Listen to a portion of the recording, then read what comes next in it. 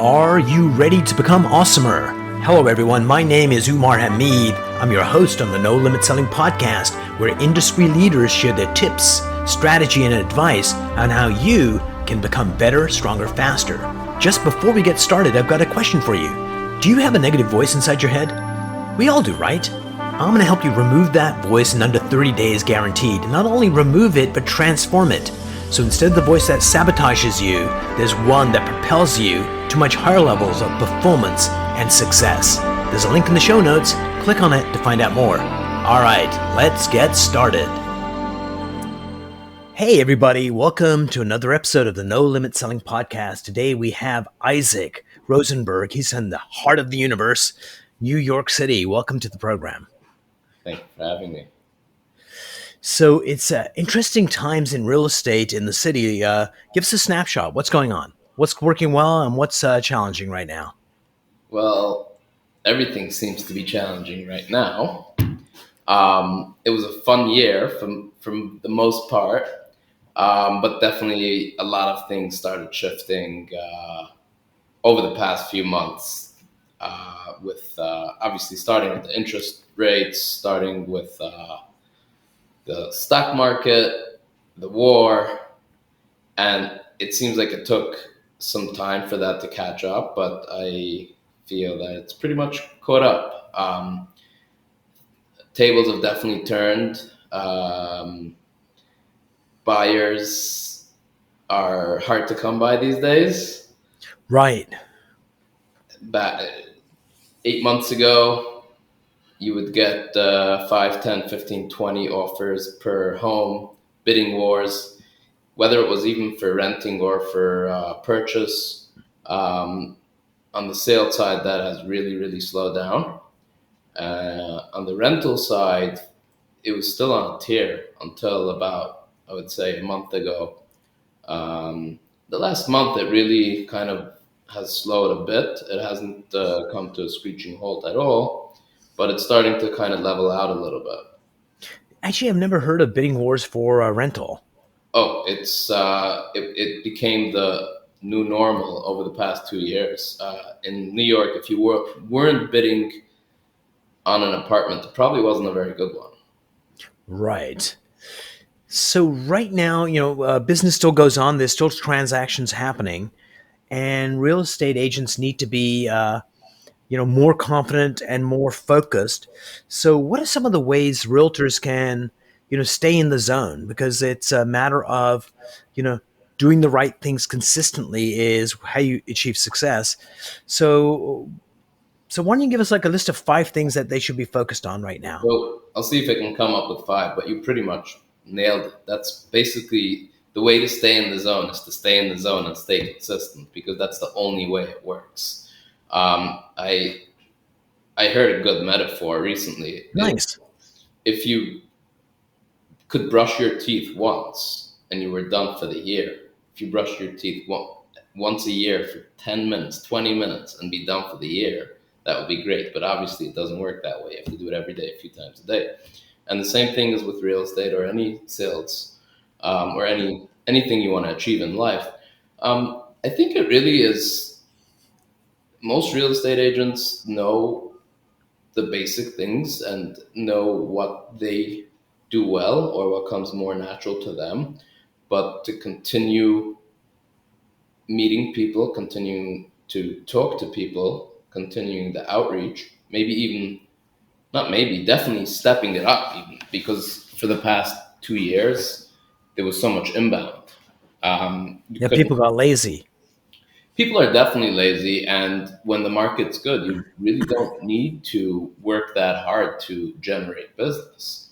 Now you really have to go out there and earn business. You really have to Right. get the business. So there's a disconnect between knowing what to do and actually doing it. And, I work with a lot of realtors, and sometimes, that's the crux of the issue, is like something within them stops them from doing the things they want to do. And so, have you ever had one of those situations in your life where you were like not executing at the level you want? And how did you, A, figure that out? And B, what method did you use to kind of break through that barrier? So my entire life, I've not been executing at the level I would want. I always feel I should be doing more and I could be doing more. And no matter what I achieve, I don't feel like it's enough, which is probably the greatest blessing and the biggest curse. But that's who I am. Um, Having said that, I think every day I feel I should be executing at a higher level. Yeah. Some days you have it in you, some days not. For me, I think what's important is to understand certain days you have your A game, certain days you don't. Every day I try to move every single thing I have going on one step ahead, obviously, right? That's the secret to success. And even when I don't feel like it, it's like get on the phone and try to move it one step forward. You don't have to finish the deal today, you don't have to make the deal happen. But one day of not paying attention to something, not trying to move it forward, costs you a week, it costs you a month. Like everything just starts falling down. So I mean, Michael Jordan didn't score 40 points every night. Right. He had games where he scored 40 points, and he had a lot of games where he only scored 20, 20, 25, and he's the greatest player to ever play. Um, because he didn't have games where he scored 40 and games where he scored zero. So I feel like we all have 40-point games, and we all have games where we really don't show up. But if you can show up just enough to do absolutely the Even if you minimum, could do like 2 points in a game, yeah, you're but doing taking that something. effort. So for me personally, like I like working out. So I'm not like a big muscle guy, but it just makes me happy. And one of the reasons I do that so consistently is I am afraid that if I don't do it for 2 days in a row, then I won't do it for the next 2 weeks. And then after 2 weeks, it might be another month before I get back into it. And it'll take so much effort to get back to do it. So I just consistently do it every day. It's just part of the routine and just makes it easy. And I think for realtors, that time of talking with potential customers and past customers should be that touchstone every day. It's like, I prospect, therefore I am. It's the more you're in the business, the more number one you're in the business and have what to talk about, know what to talk about, have the confidence to talk about it. Take a week off and you're done. Yeah. So my sister, when she was in this field, it was like she does display windows and layouts in stores. And I said, "That's not your job." And she goes, "Oh, what do you mean? It's not my job." I said, "That's the candy. The job is getting clients, and you get the privilege of doing the creative work. Yeah, And if you think the job is the creative work, then you're not doing the prospecting, and that way is a great way to be a starving artist and fulfill a cliche." yeah. It's a means to an end. All right. So how long you been in the industry? 6 years. 16 years? Six. No. Six. But it feels like 16. I get that. Yeah, sometimes. So what's the biggest lesson you've learned in this 6 years? Um, the one biggest lesson might be difficult, but something that I wish I not only knew but really paid attention to every single day since I got into the business is that every person you meet, every hand you shake is a potential $50,000, $100,000 lifelong client, obviously depending on the market you're in. Um, Right. and it usually doesn't show up day one. It'll take 12, 6, 12, 18, 24, 36, or maybe even a lot more than that. But if you, the way I see it is real estate is for some people, a part-time job. There's Right. no part-time about it. It's a full-time job. And if you do it full-time and you know that 5, 6, 7 days a week, 9 to 5, 9 to 7, 9 to 9, whatever your hours are. It doesn't really obviously have to have set hours, but that within those times, you're a real estate agent, you're a real estate professional, and every day you look to add value to consumers, whether it is helping them understand the rental market, the sales market, selling, buying, whatever it is. If you continue doing that every single day, it adds up. So for most people, when they go to work at a night in a 9 to 5 job, they get paid for every hour they're there or a salary. They don't Hmm. think at the end of the day or at the end of the week, oh, I worked for nothing, because they got a salary. With For real estate agents, it should be the same thing, because if you put in all of that work, you're gonna get a salary. It's gonna be way bigger than most salaries, or it should be. And it doesn't come in the form of a W-2, but it is a salary. It's the salary you're getting paid for doing all that work consistently every day. Um, and you never know where it's going to come from, but if you keep doing the things you know that you need to do, it comes around. Brilliant. One of the things, we've talked to a lot of giants in the industry, and one of the things they say, the first thing about real estate, it's a job. You need to work hard. You 100%. can't be like, oh, well, I'm going to do this and see what happens. It's like, hey, treat it as a job and work hard, and this is how you build a successful career. And people that are really good at this still prospect every single day. So I agree with all of that, except for me, I would change it. It's not a job. It's You're building a business. You're Right. building a career. Most people do their job just over broke, right? Just enough not to be fired. Well, Hmm. all those things. If you do real estate with that attitude, you won't do well. It's a business. Like for me, after a couple of years in the business, I was like, I don't want to only be able to make as many dollars as I have hours, because that's even within real estate, you're still trading time for money. Right. You can only show 10 homes a day or whatever it is. So the only way to change that is to create a business rather than have a job. Brilliant. So, how many transactions did you do last year? Last year being 2021, Yeah. I don't remember, and that's something I should be able to answer. Um, and I'm Numbers are very, very important, and I'm not a big numbers guy. But what I can tell you is in 2022, I've done about 100 transactions. Which is freaking amazing. Congratulations. Thank you. So I made a lot more money on about five of those transactions than the 95 other ones. The 95 other ones is building my business and paying Right. for my business. The five is paying for my investments and everything else. Um, and they're both equally important. Um, it's the chance to scale, and with five transactions, even with any amount of dollars, you're not scaling. There's no need to. Right. But with 100 transactions, the only way you can do that consistently is by scaling. Absolutely. One of the things you mentioned earlier was, you know, you could be doing better, and so mindset is like such a critical piece. And there's so many thoughts around mindset. It's like affirmations, and I love affirmations for this one basic reason. If I said, I'm incredibly attractive to women. I'm incredibly attractive. I can say it a lot. It's not going to make it true. But one of the things it is going to do is this, is that after the third time I say it, especially if it's not true, then an inner voice comes up and says, who are you kidding?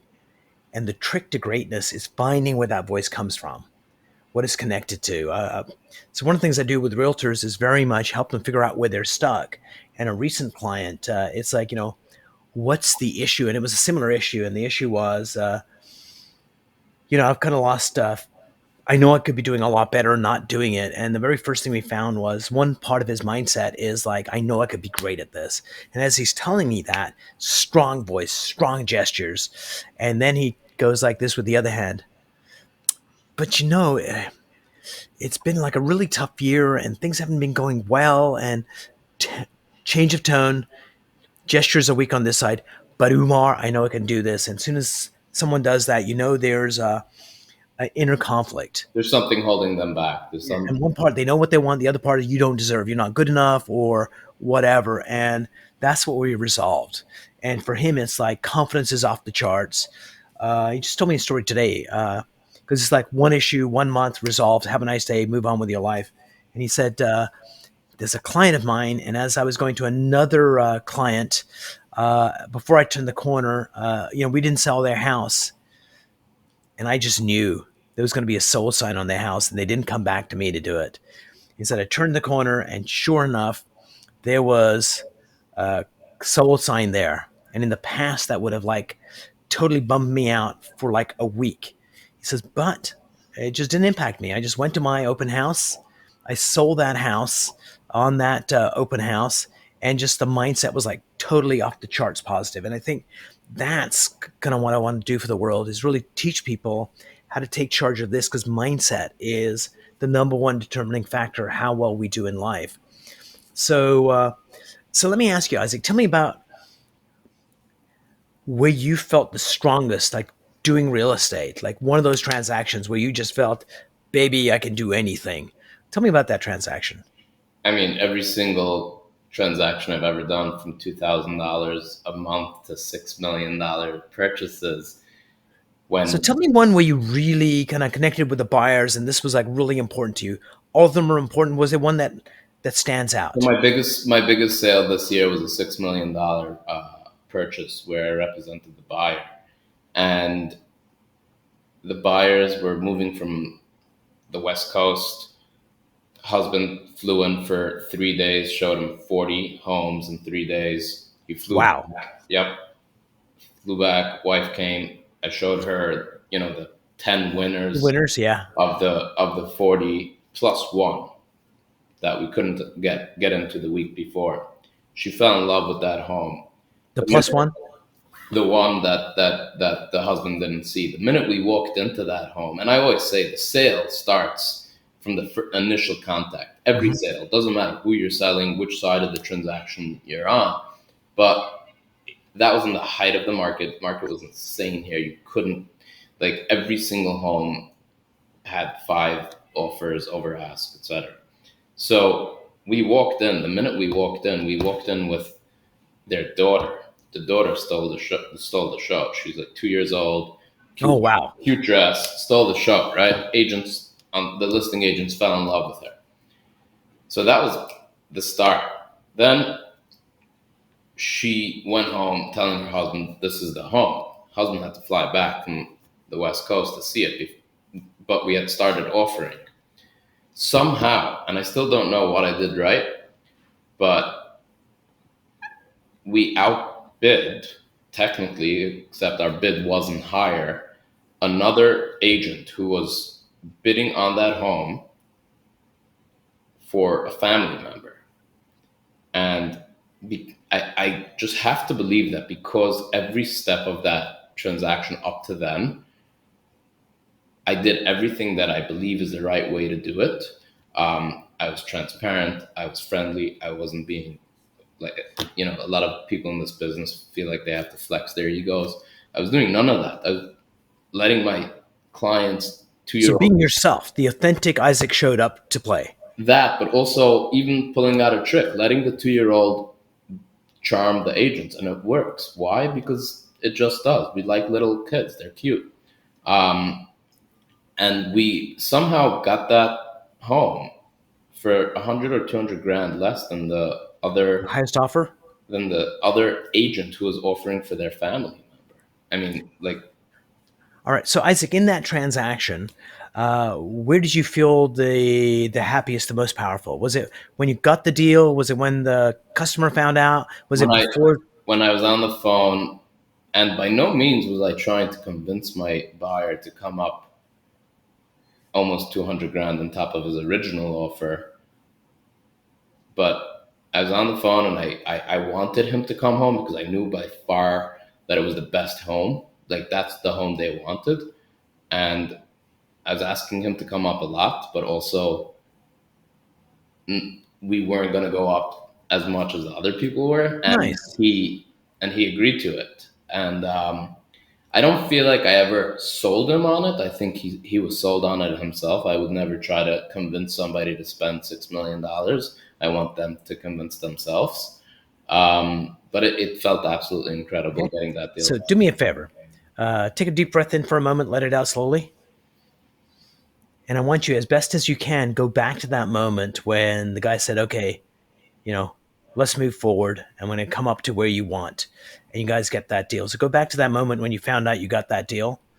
And I want you to see whatever you saw. It could have been your office, wherever you happen to be. And then I 14th want you Street to, corner. yeah, and I want you to hear that conversation in your head. When you do those two things, when you found out you won and that's going on, where in your body do you feel that really good feeling? My bank account. Hallelujah. Praise the Lord. That's what real estate's all about. I said that because it's obviously not the full truth. I feel that in a lot of places, but I don't know if I can identify a place in Right. my body. Cool. It's the so that all happened, and then I closed, or they closed months afterwards, and that's when you get the check. Um, by the time you get the check, the excitement's not even there anymore.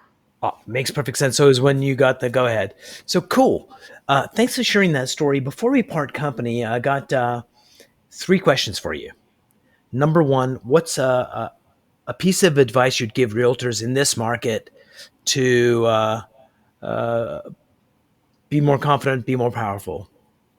Know that you have good intentions and go all out on it. Yeah, the intent is so important. If you Number know two, that what you're looking out for their best interest, you can't go wrong. brilliant. Number two, what brings you joy in your work? Having my client's best interest. Nice. One trick pony. I like that. I mean, just because it goes back to the intention. If you know it's dying on your sword, you know that you're doing everything you can for their best interest. What else can you possibly do? Yeah, I love that. What's one thing you wish you could do better? Like in you as a realtor, if you could wave a magic wand, what's that one thing you want to be able to do that would just ignite happiness, success, and let you reach the potential you want? What's the one change? Reach my potential. But what's stopping you, do you think? Do you know what's stopping you? Or if you could figure that out and you could break through that, that would be like significant. So being more consistent, the question is what I can More do to become more consistent. consistent? No, not Cool. persistent, consistent. Yeah, absolutely. Superb. Isaac, thank you so much for being on the program. I really appreciate it. And I'm looking forward to our next conversation. Sounds good. Thank you so much.